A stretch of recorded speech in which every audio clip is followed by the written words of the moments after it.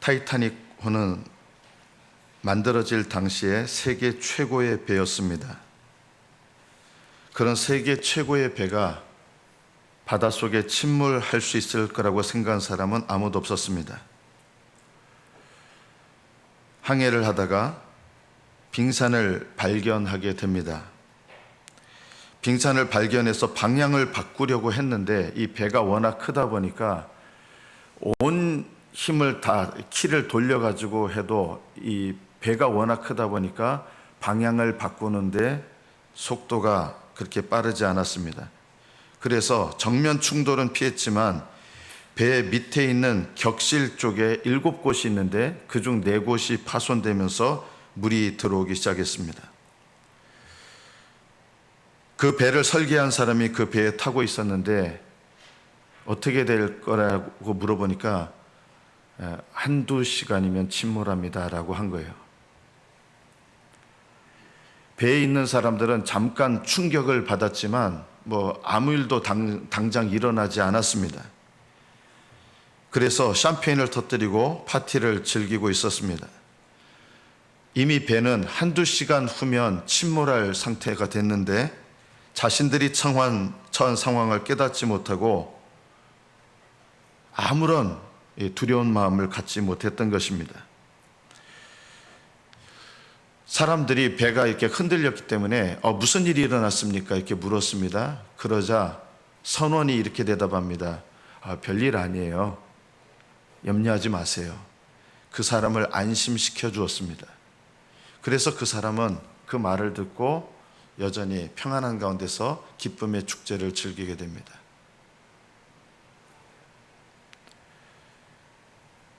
오늘날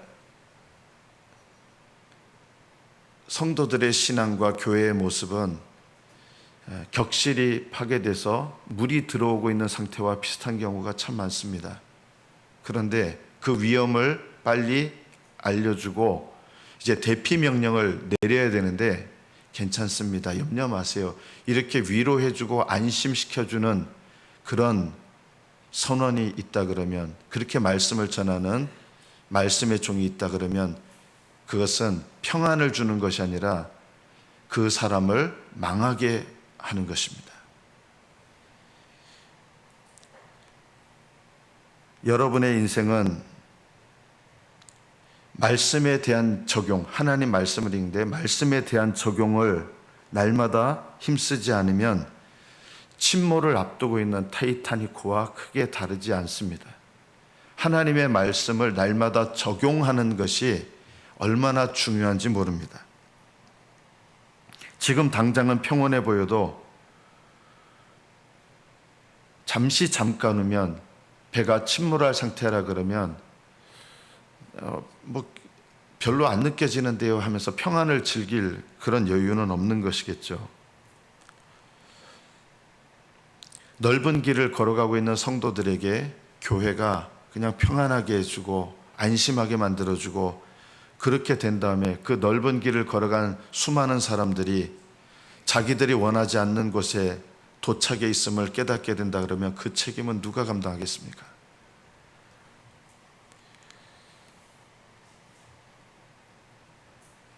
우리의 신앙생활에 제일 중요한 것 중에 하나가 이것입니다. 나는 날마다 하나님 말씀을 적용하면서 살고 있는가? 말씀을 적용하는 것이 올바른 믿음의 길을 걸어가고 있는 것이기 때문입니다. 예수님을 위해서 저는 죽음도 불사하겠습니다. 저는 옥에도 기꺼이 가겠습니다. 감옥 가는 거 두려워하지 않습니다. 이랬던 베드로가 예수님을 3번이나 부인하고 또 똑같이 고백했던 제자들은 예수님을 버리고 다 도망을 갔습니다. 그들의 결심이 약해서 그런 게 아닙니다.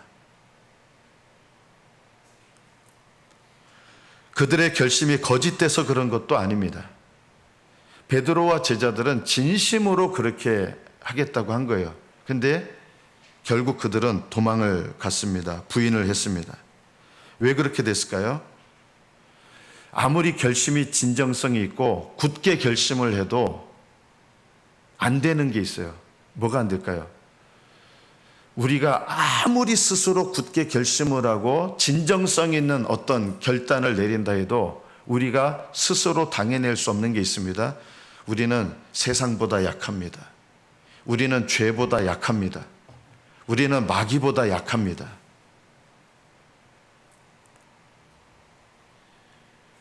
오직 우리는 예수 그리스도 안에 있을 때만 강합니다. 이것이 가장 중요합니다. 베드로는 왜 굳은 결심을 했는데도 넘어졌을까요? 예수님 안에 있지 않았기 때문입니다. 성령의 능력을 힘입지 않았기 때문입니다.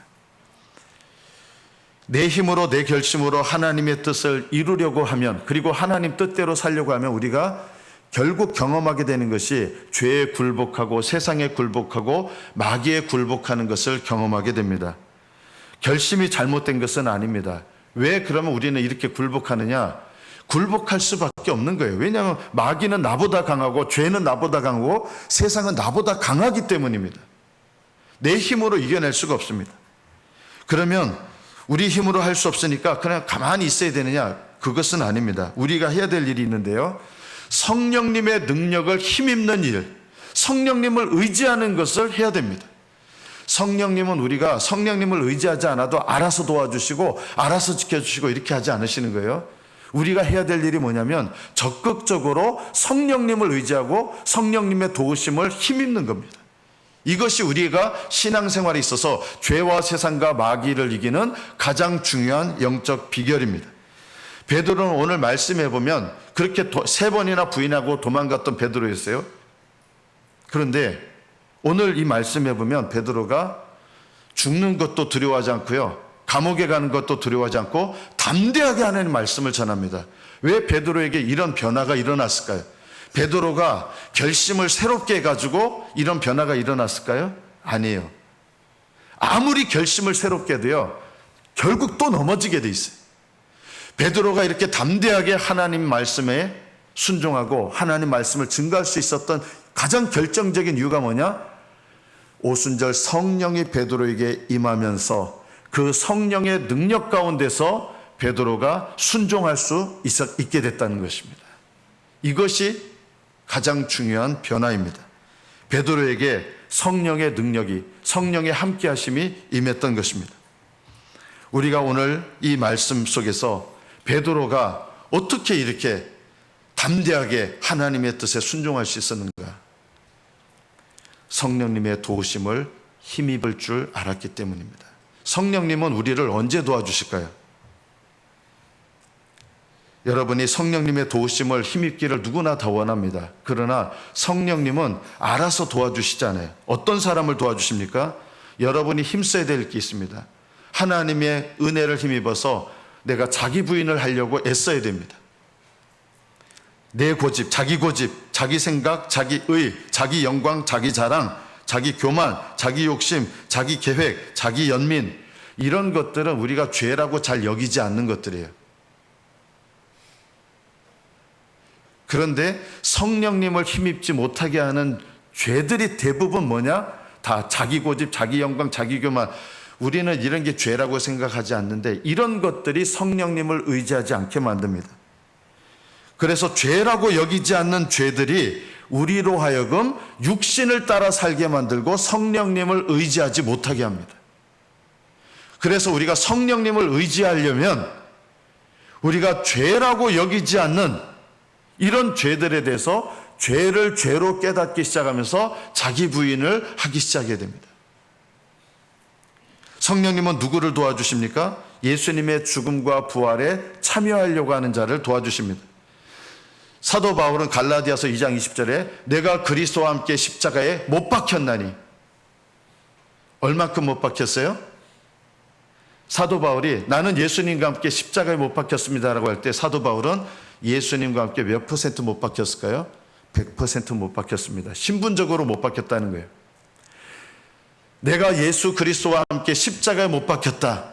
이것이 내가 믿어지고 이것을 믿는 사람은 그 믿음 가운데서 계속되는 일이 있습니다. 그게 뭐냐면 예수님을 십자가에 못 박았던 그 십자가, 예수님의 십자가에 이제는 또 다른 차원에서 내가 날마다 그 십자가에서 죽는 겁니다.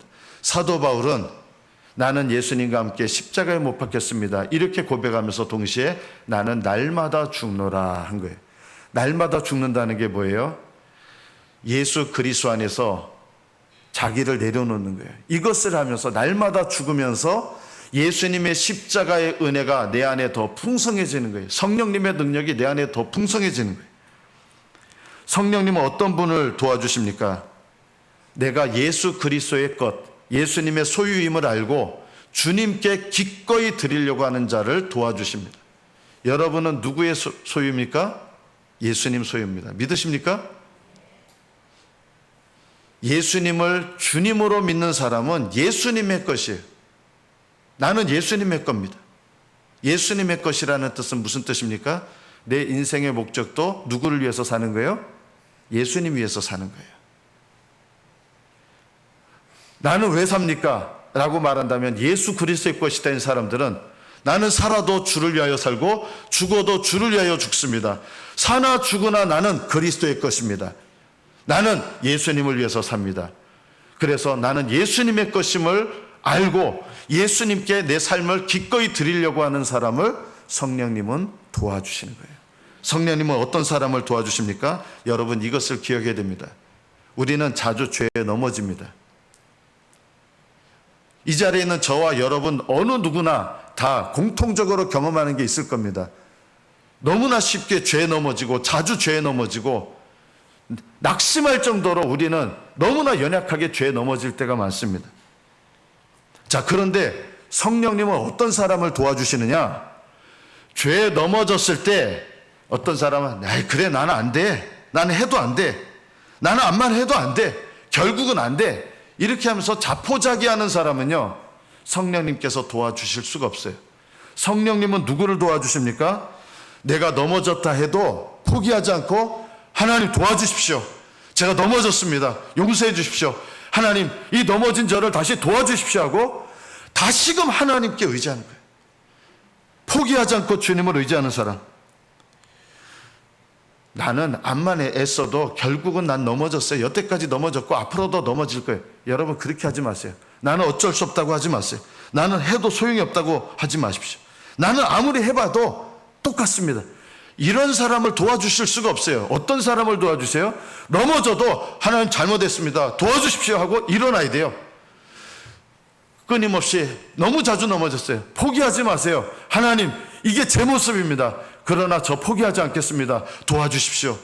하나님께 다시 일어나서 의지하세요.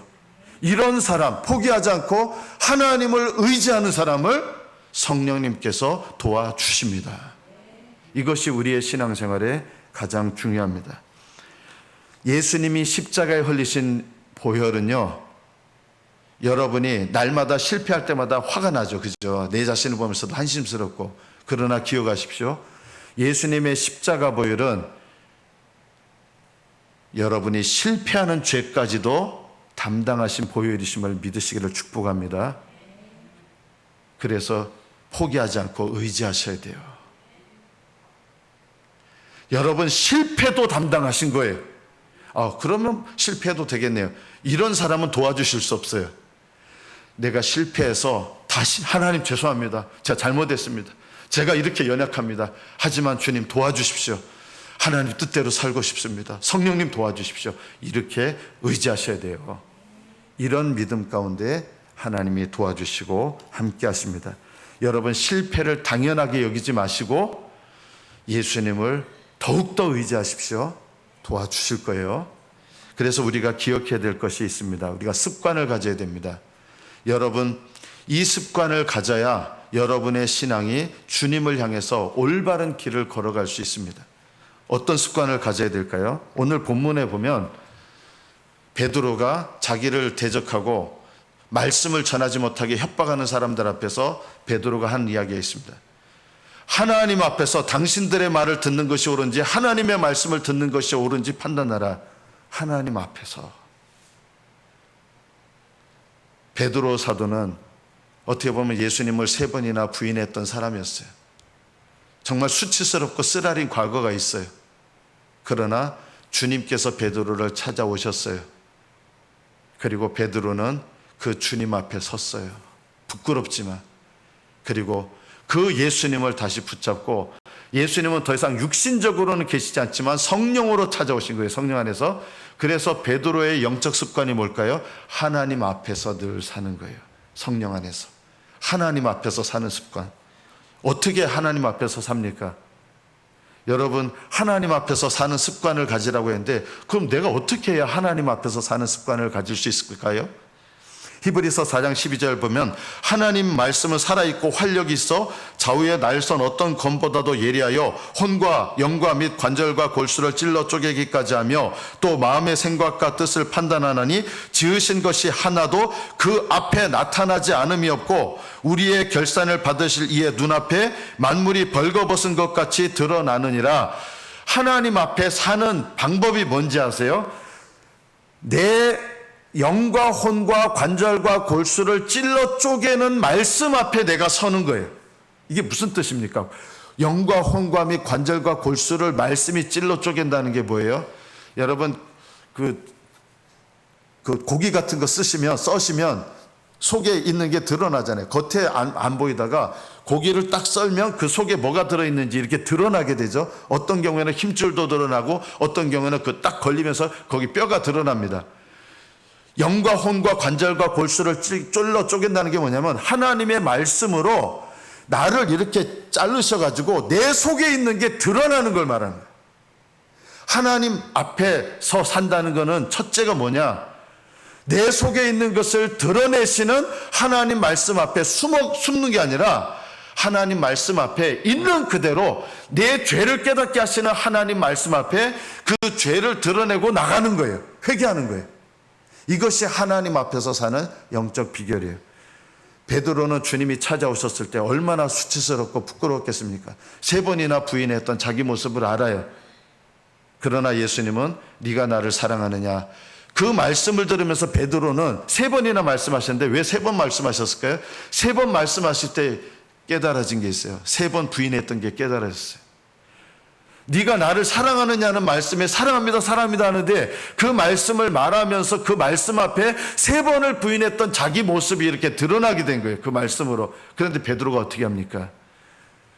내가 주님을, 당신을 사랑하는 줄 주께서 아십니다. 너무 힘들었지만 그 말씀 앞에 자기 모습이 드러나는데, 부끄러운 모습이 드러나는데, 그럼에도 불구하고 피하여 숨는 게 아니라 그 말씀 앞에 그대로 갖고 내 모습 그대로 갖고 나가는 거예요. 이게 하나님 앞에서 사는 비결이에요. 여러분, 날마다 그래서 말씀으로 내 죄를 깨닫는 습관을 가지시기를 축복합니다. 이 습관이 하나님 앞에서 사는 습관이에요. 우리가 제일 무서워하는 게 뭘까요? 내 숨기고 싶은 죄가 사람들 앞에 드러나는 거죠. 얼마나 부끄러워요.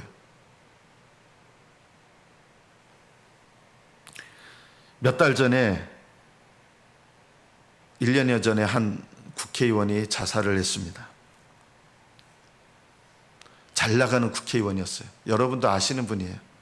자살을 했습니다. 성폭행의 범죄를 저지른 것이 포착이 되고 검찰의 소환을 받게 됩니다.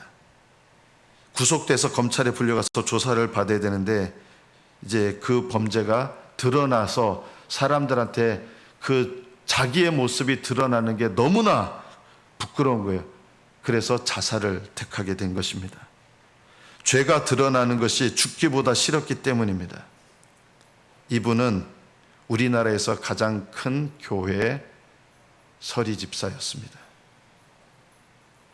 그분의 영혼이 어떻게 됐냐, 그건 제가 판단할 문제는 아닙니다. 너무 안타까웠습니다. 차라리 그 죄가 드러나서 감옥에 가는 게 그 영혼한테 더 나은 거예요. 자살을 택하는 것보다. 죄가 드러났을 때 우리는 그 죄를 숨기고 싶어 하거든요. 하나님의 말씀은 우리의 영과 혼과 및 관절과 골수를 쪼개가지고 우리 속에 감추고 싶은 죄를 드러내게 하셔서 그 죄를 드러낸 채로 주님 앞에 나오게 하시는 거예요. 이게 내게 복이에요. 수치스럽지만. 그거를 감추고 살면요, 언제 드러나요? 결국은 평생 사는 동안 하나님 앞에서 살지 못하게 돼요. 오히려 죄가 드러나서 사람들이 별의별 욕을 다 하고, 야, 저 인간이 저런 죄를 짓고, 그런 욕 들으시기에 낫습니다, 여러분. 그 수치를 당하는 게 낫습니다.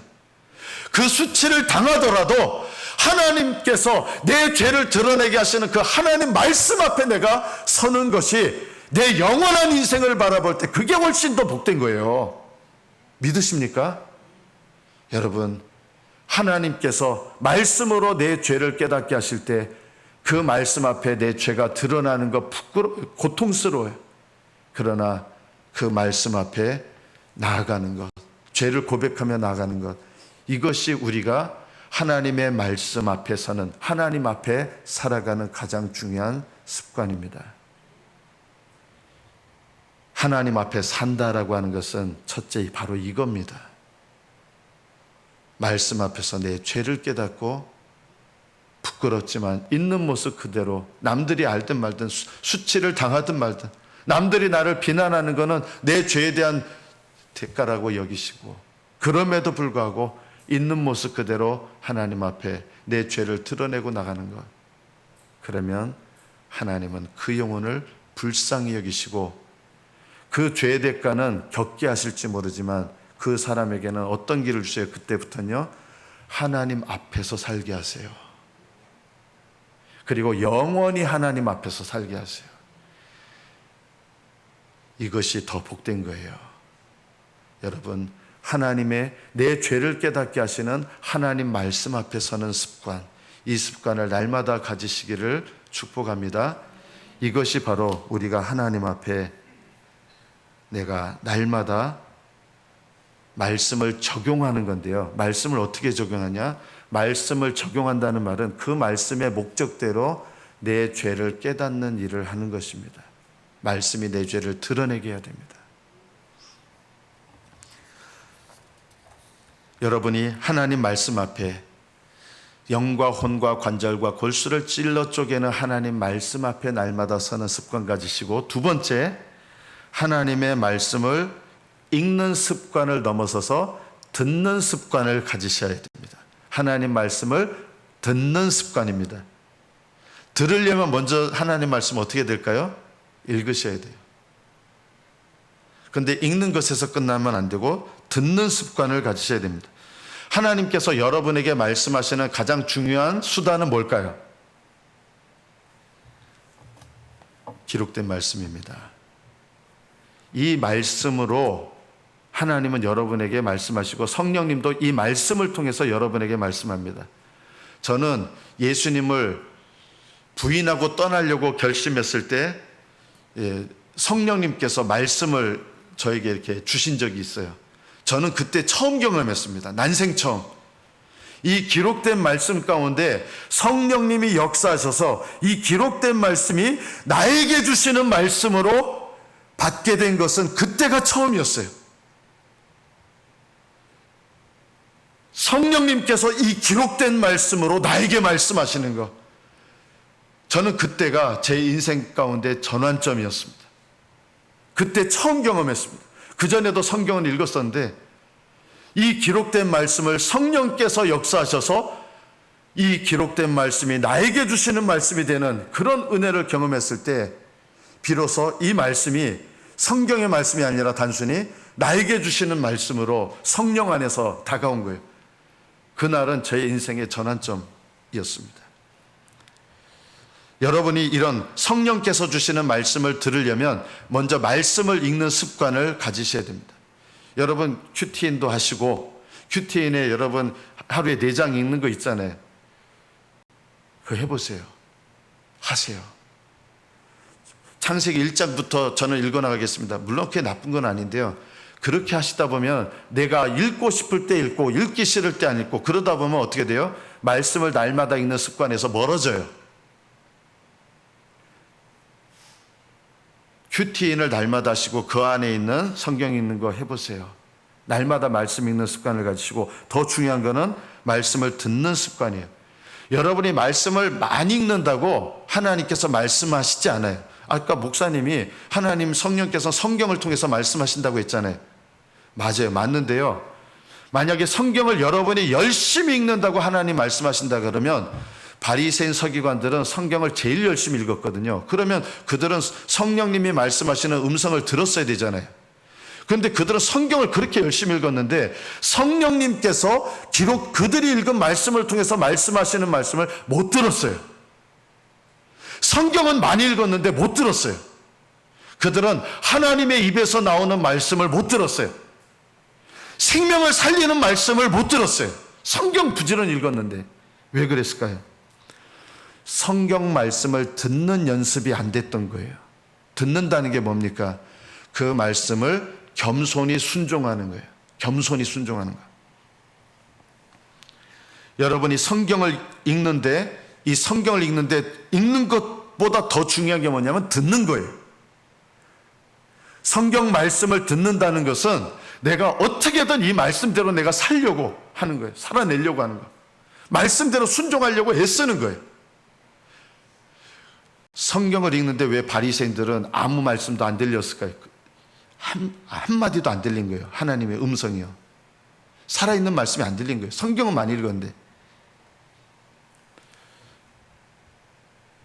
이유가 있습니다. 겸손한 마음이 없었기 때문입니다. 성령님께서 이 성경을 통해서 말씀하시는 사람은 누구에게 말씀하실까요? 겸손한 마음을 가지고 하나님 말씀 앞에 서는 자에게 말씀하십니다. 하나님은 겸손한 자에게 말씀하십니다. 바리새인과 서기관들은 마음이 교만했습니다. 이들은 성경을 읽으면 읽을수록 겸손해지는 게 아니라 어떻게 됩니까? 교만해졌습니다. 안타깝죠. 성경을 읽으면 읽을수록 교만해졌어요. 여러분 성경 많이 읽은 거 자랑하지 마세요. 절대 자랑하지 마세요. 하루에 내가 성경을 몇 장 읽는다, 내가 평생 살아가면서 내가 성경 몇 독했다, 그런 거 얘기하지 마세요. 쓸데없는 자랑이에요. 그것을 자랑하는 순간 내가 읽어왔던 성경 말씀이 무익하게 돼요. 자랑하지 마세요. 성경을 얼마나 많이 읽었느냐, 이게 중요한 게 아니라 내가 그 읽은 성경 말씀을 얼마나 순종하며 살았느냐, 내가 그 말씀 중에 순종한 말씀이 얼마나 되고 하나님 말씀을 순종할 때 그 말씀이 내 안에 거하는 말씀이 되는 거거든요. 내가 하나님 말씀이, 내가 순종함을 통해서 하나님 말씀이 얼마나 내 안에 거하느냐, 이게 중요한 거예요. 그래서 성경은 겸손한 마음으로 읽으셔야 되고 가난한 심령으로 말씀을 읽으셔야 돼요. 가난한 심령이 뭘까요? 가난한 심령은 절박하게 구하고 찾고 두드리는 마음이에요. 뭘 구해요? 하나님 은혜를 사모해요. 불쌍히 여기심을 사모해요. 주님께서 나를 긍휼히 여기시기를 사모해요. 이게 가난한 마음이에요. 또 가난한 마음은 찾는 마음이에요. 누구를 찾아요? 하나님을 찾아요. 살아계신 하나님을 찾아요. 하나님의 은혜를 찾아요. 하나님을 찾아요. 이런 마음으로 말씀을 사모하는 거예요. 가난한 마음은 두드리는 거예요. 하늘나라 가는 그날까지 하나님께서 내게 은혜의 문을 열어주셔서 하늘나라 가는 그날까지 내가 간절한 마음으로 이 길을 가리라. 이런 마음으로, 가난한 마음으로 말씀을 읽을 때 성령님께서 가난한 심령을 가진 자에게, 겸손한 마음을 가진 자에게 말씀하기 시작하세요. 이것이 바로 듣는 비결입니다. 성경을 읽는데 성경은 듣지 못하는 분들이 참 많습니다. 성경을 읽는 것을 넘어서 성경을, 말씀을 듣는 습관을 가지셔야 됩니다. 들으려면, 듣는 귀가 열리려면 겸손한 마음, 가난한 마음을 가지셔야 됩니다. 그러면 들리기 시작합니다. 말씀이 들립니다. 성령님은 기꺼이 순종하려고 하는 자에게 말씀하십니다. 가난한 마음, 겸손한 마음, 그리고 하나님이 뭘 말씀하시든 기꺼이 순종하려고 하는 마음, 이런 마음으로 말씀을 들으려고 할 때 성령님 말씀하십니다. 그리고 무엇보다 성령님은 말씀을 듣고 순종하려고 하면 대번에 어려운 일이 일어납니다. 여러분, 난 오늘부터 말씀대로 순종하면서 살겠다 결심해 보십시오. 그날부터 내 인생에 꼬입니다. 말씀대로 살아간다는 게 쉽지 않습니다. 대가를 치러야 됩니다. 말씀대로 살아가는 것은요, 반드시 내가 치러야 될 대가가 나타나게 됩니다. 성령님은 누구에게 말씀하십니까? 내가 하나님께서 내게 명령하시는 것, 그것 때문에 그거에 순종해서 손해가 일어나도 나는 말씀대로 순종하겠습니다 하고 대가를 치르려고 하는 사람, 이런 사람에게 하나님은 말씀하십니다. 베드로는 자기가 말씀을 증거하면 어떤 일이 일어날지 몰랐겠어요? 감옥에 갇히고 고난당하고, 그리고 이 당시에 수많은 주의 제자들이 말씀을 전하는 순종을 하면 어떤 일을 당하는지 몰랐겠어요? 이들은 말씀을 전하는 대가를 알았어요. 그리고 그런 일들이 일어났습니다. 재산 잃어버리고요, 출교당하고요, 직장 잃고요, 말씀대로 사니까. 그거 알면서도 하나님 말씀을 전하는 이 명령에 순종해요. 내가 보고 들은 것을 나는 말하지 않을 수 없습니다. 그 대가가 뭔지 알면서도 하나님께 순종하는 거예요. 그러니까 이런 사람들은 하나님의 음성이 들리는 거예요. 말씀을 읽는 습관을 넘어서서 말씀을 듣는 습관을 가지시기를 축복합니다. 마지막 세 번째, 포기하지 않는 습관을 가지십시오. 베드로는 사람들이 끊임없이 위협하는 거예요. 감옥에도 갇혔어요. 감옥에 갇히면요, 마음이 약해져요. 내 옆에 도와주는 사람도 없고 격려해 주는 사람도 없어요. 옛날에는 감옥에 있다가 죽는 사람도 많았어요. 제가 중국에서 1996년도에 한 조선족 형제를 만났습니다. 그 형제는 그 당시에는 이렇게 말씀으로 모이는 것조차 금지했어요. 요즘하고도 많이 달랐어요.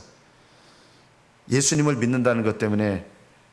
그리고 복음 전하다가 한 형제가 감옥에 가게 됐습니다. 중국에서. 저하고 이렇게 나눴던 형제인데, 감옥에 가니까 일단 중국 그 당시에 공안 경찰은요, 오면 무조건 두드려 패는, 묻지도 않고 따지도 않고 두드려 패는 것부터 시작합니다. 그리고 감옥에 갔는데 변기나 이런 게 없어요.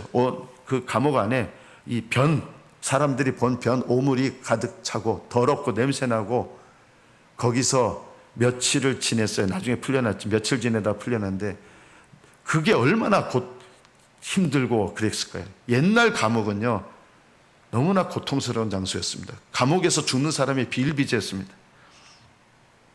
그러나 베드로는 포기하지 않았습니다. 낙심하지 않았습니다. 끊임없이 위협했지만 하나님 말씀대로 적용하는 것을 포기하지 않았습니다.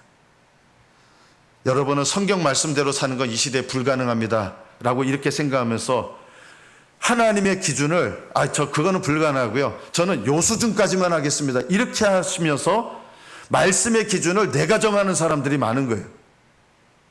저는 하나님 말씀대로 그렇게 못하고요, 저는 이 정도, 저에게 너무 많은 걸 요구하지 마세요, 저는 이 정도 합니다, 이 정도만 할 수 있고 저는 못합니다. 여러분, 이런 태도를 버리셔야 됩니다. 물론 우리는 하나님의 모든 말씀의 기준대로 살 수 있는 사람은 그렇게 많지 않습니다. 그러나 중요한 건 이겁니다. 하나님의 성령 안에 성령께서 있는 사람, 성령이 인도하시는 사람은요, 부족해도 끝까지 하나님의 말씀의 기준대로 살아내려고 애를 쓰게 됩니다. 자주 실패합니다. 그러나 포기하지 않습니다. 넘어집니다. 그러나 포기하지 않습니다. 낙심하지 않습니다. 절망하지 않습니다. 하나님 기준대로 내가 살아내려고 애를 쓰게 됩니다. 이게 믿음입니다. 하나님 이런 믿음을 보시는 거예요. 사울 왕은 하나님께서 모든 짐승들 진멸하라고 했거든요. 그런데 다 죽이려다 보니까 이 토실토실한 거 이것들 다 죽여야 되나 아까워가지고 나쁜 놈들, 병든 놈들, 저는 놈들 이런 거는 다 죽이고 좋은 건 남겨둔 거예요. 그리고 선지자한테 이렇게 얘기합니다. 제가 하나님께 순종했습니다.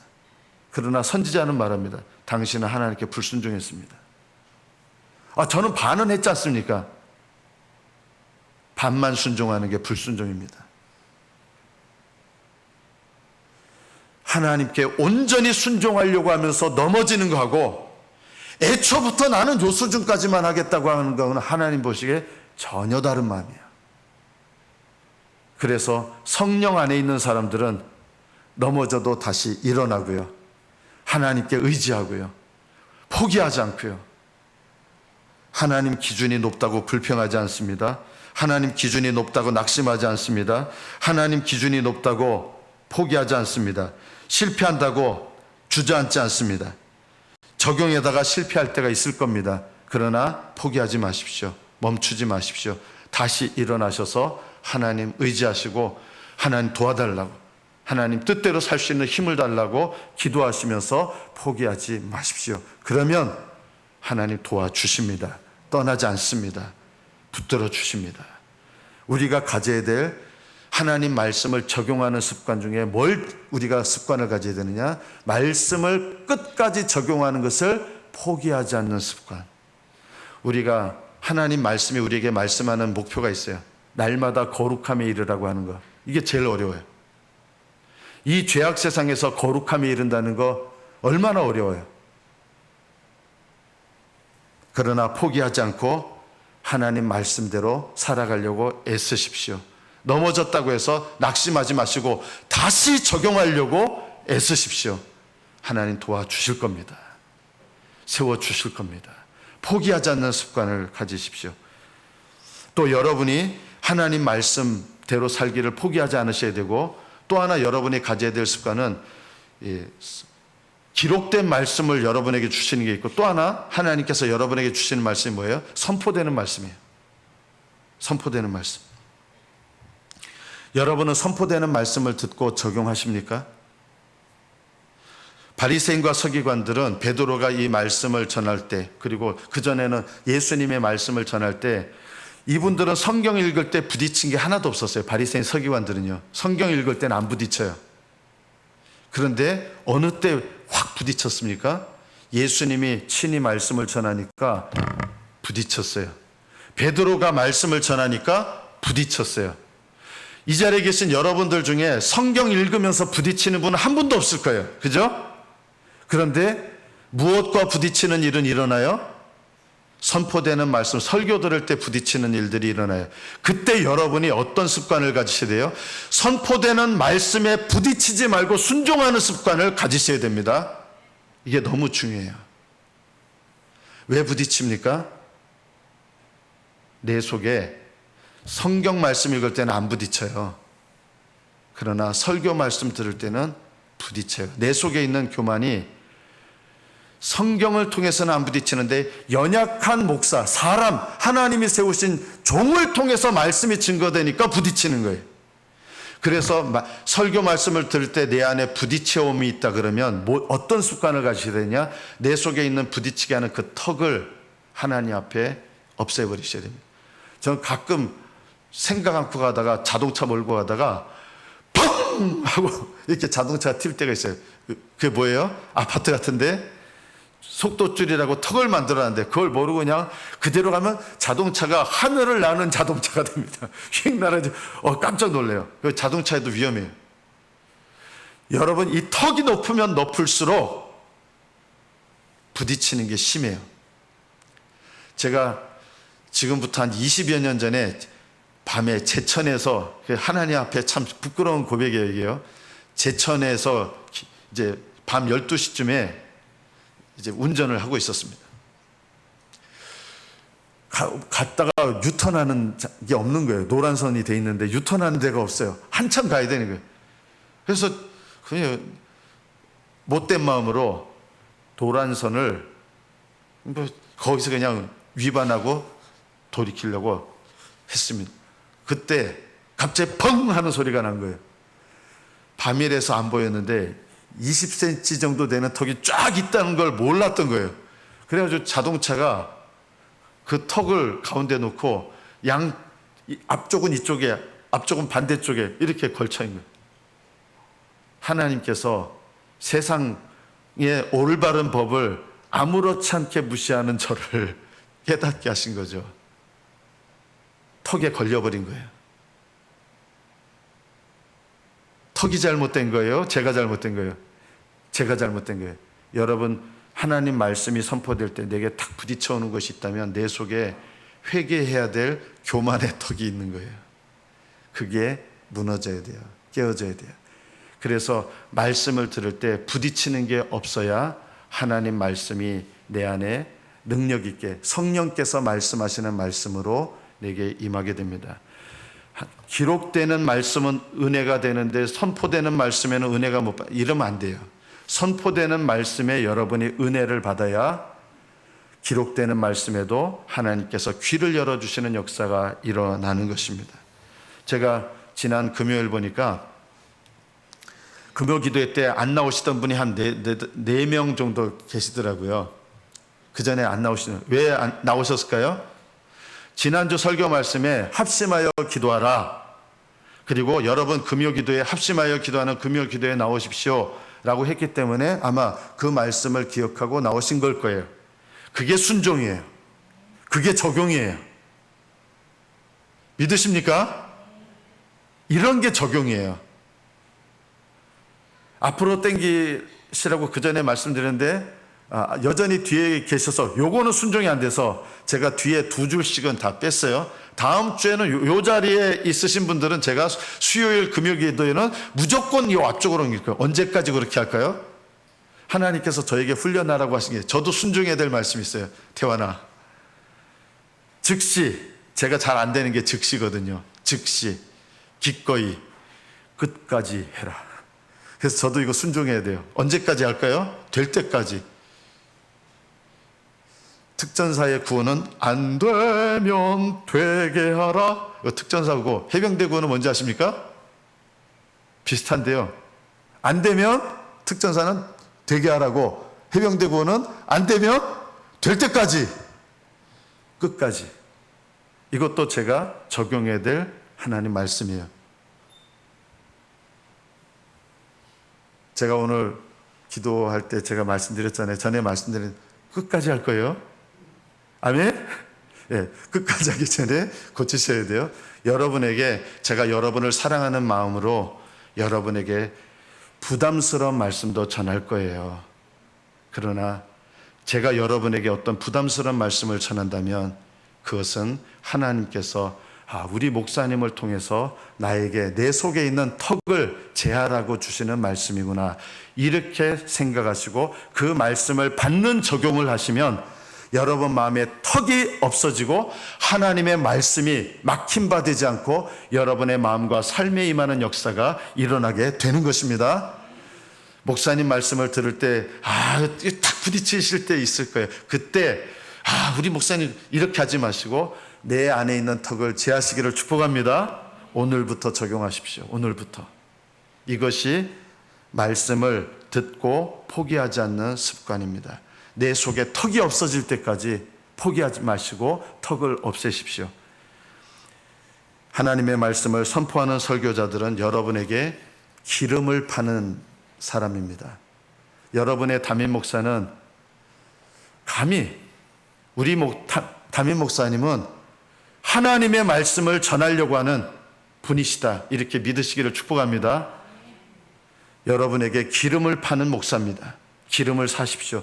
이 기름은 제가 여러분한테 주는 게 아니라 하나님이 저에게 맡기셔서 여러분에게 팔게 하는데 사야 돼요. 여러분이요. 산다는 말은 사모해야 되고요, 애써야 되고요, 그 말씀대로 순종하려고, 적용하려고 애를 쓰시는 걸 말하는 거예요. 그게 바로 사는 거예요. 기름을 사십시오. 기름을 여러분이 사셔야 여러분이 기름을 준비한 5처녀가 돼서 주님 오시는 그날에 기쁨으로 나가는데, 기름이 준비되지 않으면 기름 어디 있어? 기름을 파는 사람들한테 가서 사세요 하는데 그때 가면요, 뭐가 없어요? 기름을 파는 사람이 없어요. 그때는요. 그래서 못 사는 거예요. 그리고 문은 닫혀버리는 거예요. 지금 기름을 살 수 있을 때 기름을 사시기를 축복합니다.